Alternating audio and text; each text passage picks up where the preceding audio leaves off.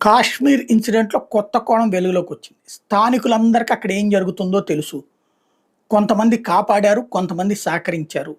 Majority ముస్లిం వర్గం మాత్రం భారతదేశంతోనే కలిసి ఉండాలి, భారతదేశంతో అయితేనే అభివృద్ధి అని భావిస్తుంది.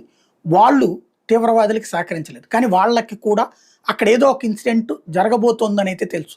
ఎందుకంటే ఈ తీవ్రవాదులు వారం రోజుల ముందు నుంచి అక్కడే తిరుగుతా ఉన్నారు. మామూలు డ్రెస్సుల్లో తిరుగుతా ఉన్నారు. అక్కడోళ్ళతో ఇంటరాక్ట్ అయ్యారు. ఎవరైతే సహకరిస్తారో వాళ్ళతో సంబంధం పెట్టుకున్నారు. వాస్తవంగా పాలస్తీనాలో పాలస్తీనా వాళ్ళెళ్ళి ఇజ్రాయెల్ మీద చేసిన తరహా దాడి.